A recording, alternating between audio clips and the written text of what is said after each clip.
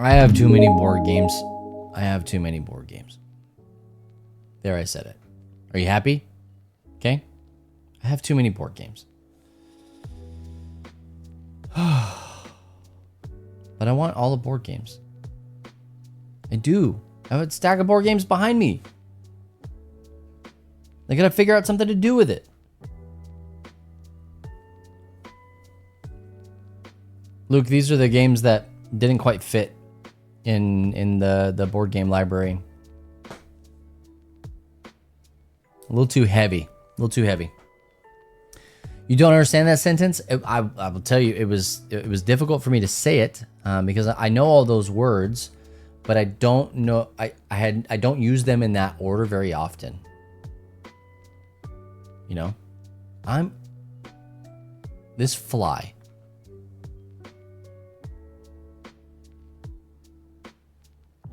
I'm gonna go get a fly swatter and see if I can sneak up on it. Giveaways and raffles. Luke, this is why I keep you around. You're so smart. See if I can herd it out the door. Nope. Didn't work.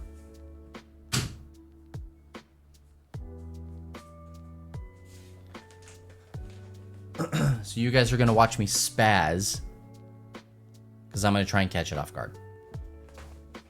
Enjoy that.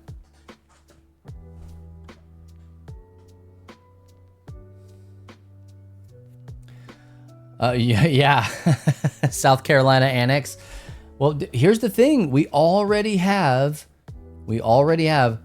3 libraries for LTN. We've got Texas, we've got Southern Indiana, where Luke is, and then we got Michigan, where Joe is. The other Joe Prime. What games do I have behind me? Now, so here's the thing. Sam, they're not bad games. They're not bad games. Watch, check this out. They're just like, they're not games that my game group and the people that we have in this area are going to get to table. And what's crazy is I am very grateful, and I mean this sincerely. I'm not like pandering or belittling or anything. I am very grateful that we're getting too many games. That means that people trust us and they want to send us stuff. I asked specifically for lightweight and family games, and these are some of the games that came in. There are 2 other games behind me down here. They're Monopoly games. Don't worry about it. The first game, this one is it is a lightweight family like kids game called Kitty's Paw. I don't know that I will ever get this game to table. This box is like it's a Valentine. So what I'm gonna end up doing is I'm probably going to end up gifting this to one of the little girls that comes to our game night. It stopped.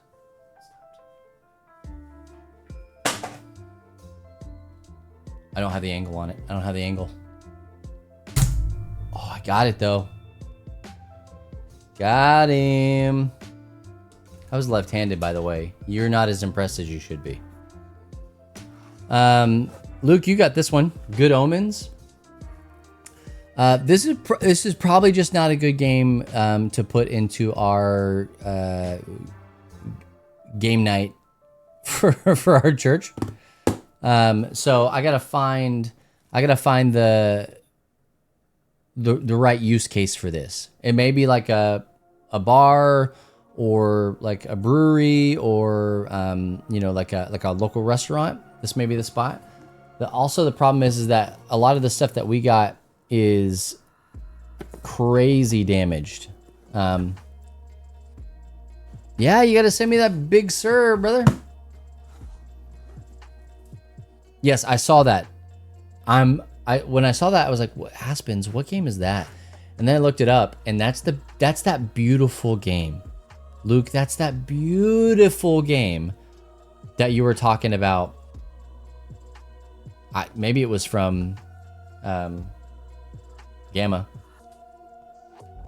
This one, it kind of looks, it's just a card game. I say that. I don't want to oversimplify it. But this could be like an easy, really fun, quick sit-down game. Oh, there's another one. Don't worry, I'm gonna get him too.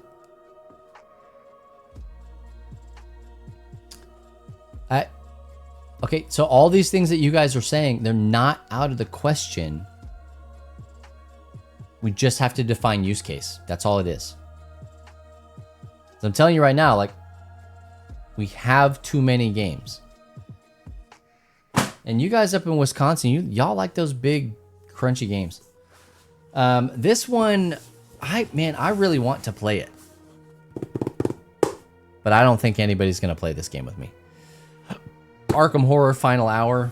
It's just like a one-shot Arkham Horror game. And these ones, they're good. They're good. These are really good. All right. This one, this is a CMON. Starcadia Quest. 90% of this game, that's a damaged box top right there. And so again, I just have to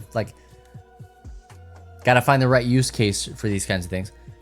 Looks gorgeous. Can be added to the card games. No, it looks like a standalone. I'll have to verify that, but you can look it up. It's Final Hour. Arkham Horror Final Hour. This game, CMON is just like, hey, you want some minis? It's in the same, like, chibi art style as Marvel. What's the one I'm thinking of? From CMON. You guys know what I'm talking about. I mean, designed by Eric Lang. So it's like, it's going to have all of the hallmarks of a CMON game that you probably love and enjoy. And if you love painting minis, I got great news for you. Yes, Scott Pilgrim. You'll paint them for me? You may be painting them for yourself.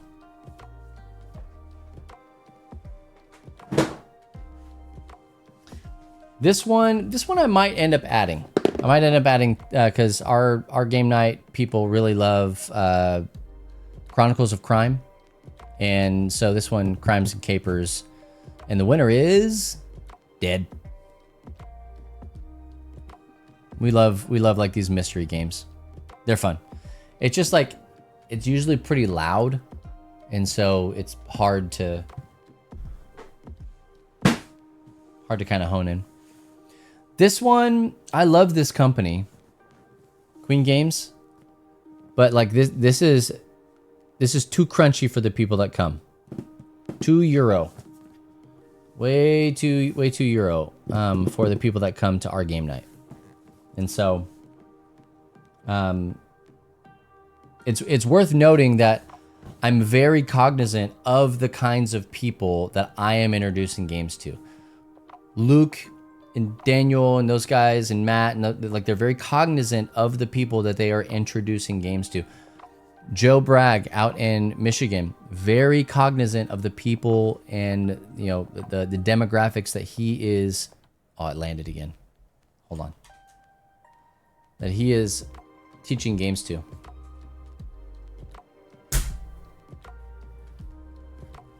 I wonder if I'm just stunning it.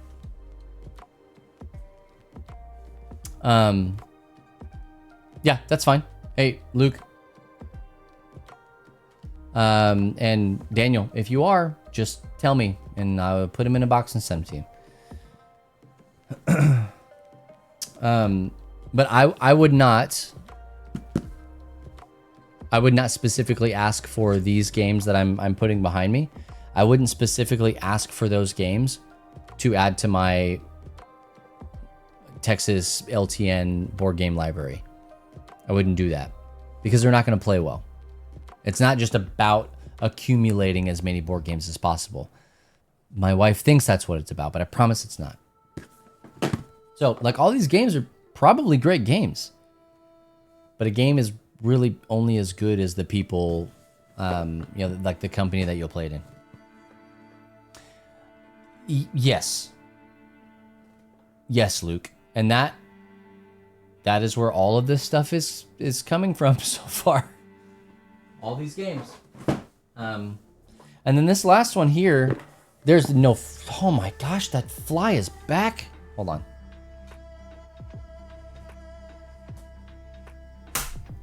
Oh, I got it for sure that time.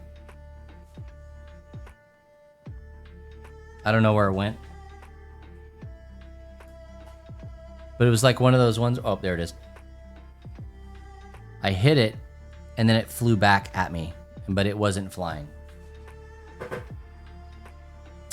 There you go. No more fly. Shoe fly, don't bother me. This one. Oh, dude, I would love a assault gun. This one, Gen 7 by Plaid Hat Games. Like, I love what Plaid Hat Games does. What's that? What's the what's the one about the stuffies and the bad dreams and all that stuff? Oh man, why can I not remember the name of that game? Stuffed.